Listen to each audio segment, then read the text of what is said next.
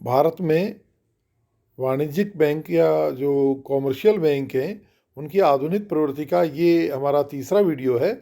आपने दो वीडियो पहले देखे होंगे और उसी के क्रम में ये तीसरा वीडियो है। ये क्वेश्चन बहुत इम्पोर्टेंट है और अपने आप में ही ये एक पूरा क्वेश्चन होता है, इसलिए आप इसको अच्छी तरह से, जो मैंने नोट्स दिए हैं उनको भी अच्छी तरह से देखें और उन नोट्स में क्या मैटर लिखना है आपको इस वीडियो से देखकर आप या सुनकर जो है आप तय करें।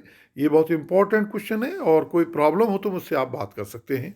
तो अभी इसी में लेते हैं हम अगला कि सामाजिक बैंकिंग। तो सामाजिक बैंकिंग से क्या मतलब है कि समाज जो है उसके लिए भी जो बैंकिंग की जाए और समाज के पूरे हितों को ध्यान रखकर ये कार्य किया जाए। अगला देखें हम, सुदृढ़ बैंक, प्रबंध व्यवस्था। तो जैसे कि सभी बिजनेसों में और देश के भी बहुत सारे जो हमारे जो पब्लिक अंडरटेकिंग है या जो हमारे व्यापारिक संस्थान हैं उन सभी में आजकल पेशेवर यानी प्रोफेशनल जो मैनेजमेंट है उसको दिया जा रहा है हिस्सा।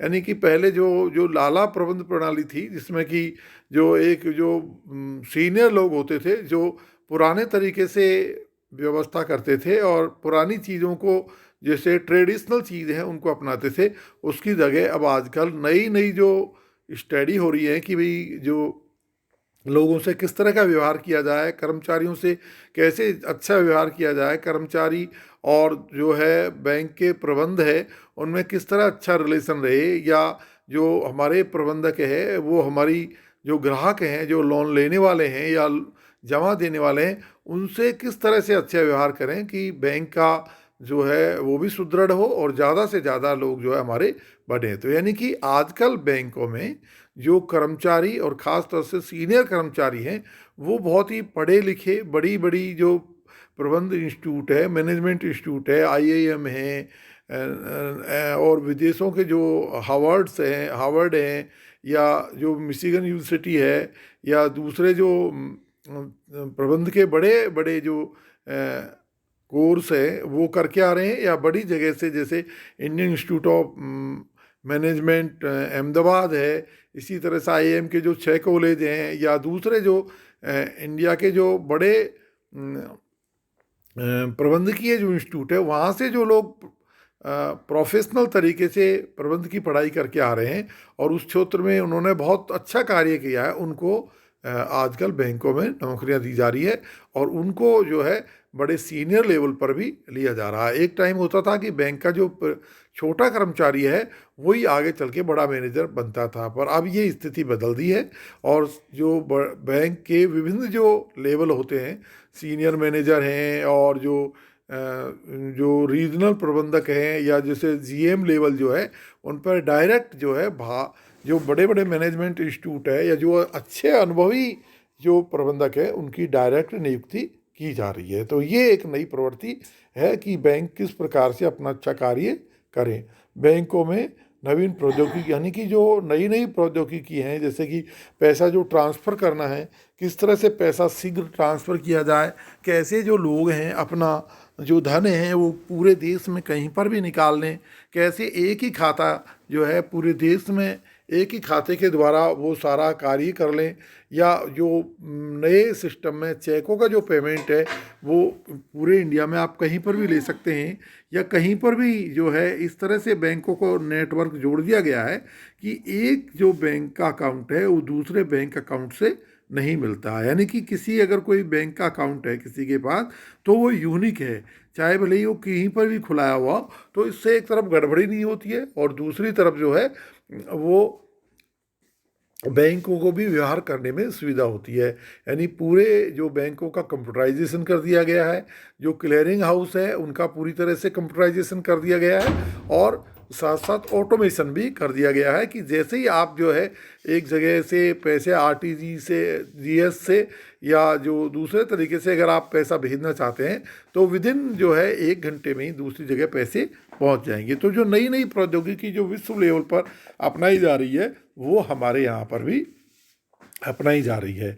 यंत्रीकृत चेक हम समाशोधन करें, जैसे कि मैंने आपको नवीन प्रौद्योगिकी में बताया। दूर संचार नेटवर्क यानी कि जो नेटवर्क जो बैंकों का है वो बहुत अच्छा है। एक उनका बैंकों का सभी का एक सर्वर होता है और सर्वर के द्वारा वो जुड़े रहते हैं, रिजर्व बैंक से भी जुड़े रहते हैं, दूसरे बैंकों से भी जुड़े रहते हैं। तो ये जो बैंकों का नेटवर्क है वो इतना अच्छा है कि एक जगह से अगर आप मान लीजिए कुछ करना चाहते हैं तो दूसरी जगह तुरंत पहुंच जाता है। ग्राहक सेवा, ये मैंने आपको पहले भी बताया हुआ है। अगला लेते हैं बिल संस्कृति का विकास, यानी कि जो है एक ग्राहक किसी दूसरे सॉरी एक व्यक्ति किसी दूसरे व्यक्ति पर बिल लिखता है और दूसरा व्यक्ति उस बिल को बैंक से भुना लेता है। तो इस तरह से एक तरफ से एक व्यक्ति जो है वो स्वयं ही अपने लिए ऋण की व्यवस्था कर लेता है। तो ये है बिल संस्कृति, जिसमें कि एक्सचेंज बिल जो है वो किस प्रकार से लिखकर हम अपने जो लोन है या हमारी आवश्यकता है उसको पूरा करें। बहुस्थानीय बैंक खाते, यानी कि ये इसका मतलब ये है कि अब आपको एक जगह का जो बैंक खाता है वही पूरे इंडिया में या पूरे राजस्थान में काम देगा। जैसे पहले क्या होता था कि अगर मान लीजिए हम जयपुर में रहते हैं तो एक खाता हमें जयपुर में खुलवाना होगा, दिल्ली में अगर हम व्यवसाय के काम से जाते हैं वहाँ भी अगर हमको व्यवसाय का काम पड़ता है तो दूसरा खाता दिल्ली में रखना होगा। तीसरा, अगर हम मान लो मद्रास में जाते हैं वहाँ पर हमारे बहुत पैसे आते हैं, कलेक्शन सेंटर है हमारा या हमें पेमेंट करना है, तो तीसरा खाता मद्रास में रखना होगा।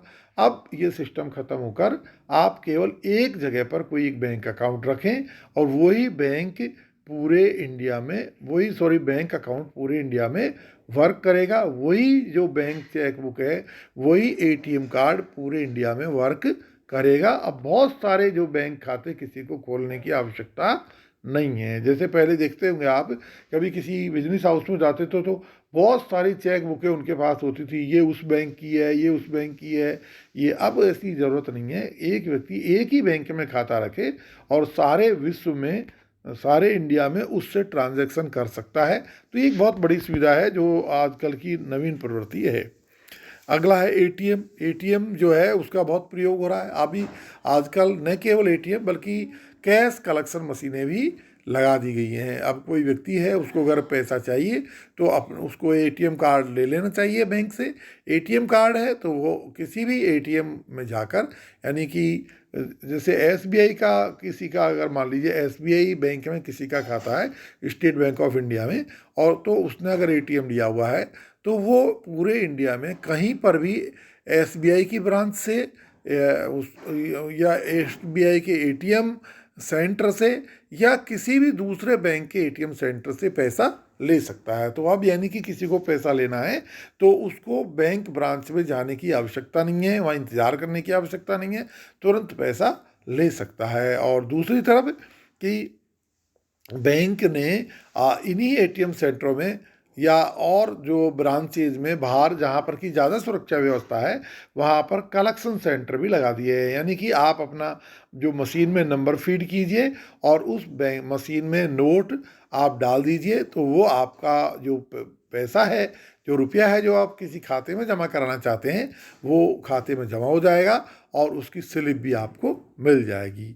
मज़ेदार बात यह है कि अगर कोई नोट आपका ख़राब है तो वो नोट भी जो वो मशीन है आपको वापस लौटा देगी। तो ये एक बहुत बड़ी सुविधा है जिसमें कि हमारे बैंक कर्मचारी अधिकांश सारे दिन लगे रहते थे कि पैसा लेना और पैसा वापस देना, किसी ग्राहक को पैसा जमा करना या किसी ग्राहक का पैसा वापस निकालना, इन्हीं में। अब इसमें बिल्कुल टाइम नहीं लगता है, ये सारा मशीनों के द्वारा हो रहा है। ये नई प्रवृत्ति है।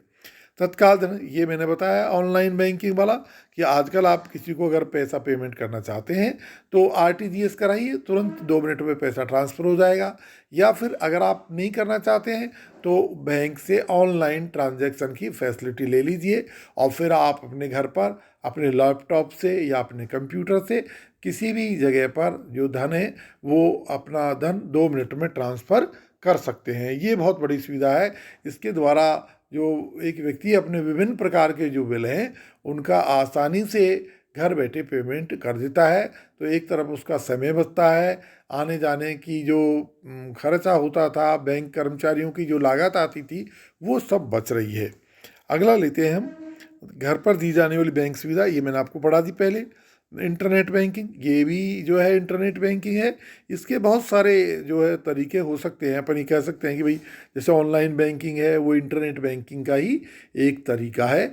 या आज ये हम कह सकते हैं कि जो लोग मोबाइल से बैंकिंग जो कर रहे हैं, मोबाइल से ही जो है बैंक खाते को जोड़ लिया गया है और उसी से पूरे इंडिया में आप जहाँ भी रहें ट्रांसफ़र कर सकते हैं, किसी को ट्रांसफ़र कर सकते हैं पैसा, किसी को जो है किसी से आप जो पैसा प्राप्त कर सकते हैं। तो ये जो है वो इंटरनेट की वजह से संभव हुआ है। इसके हमने 2-3 पहलू पहले देखे। एक मोबाइल की और बात है जो मैंने आपको बता दिया है। बढ़ता है एनपीए। एनपीए क्या है जी?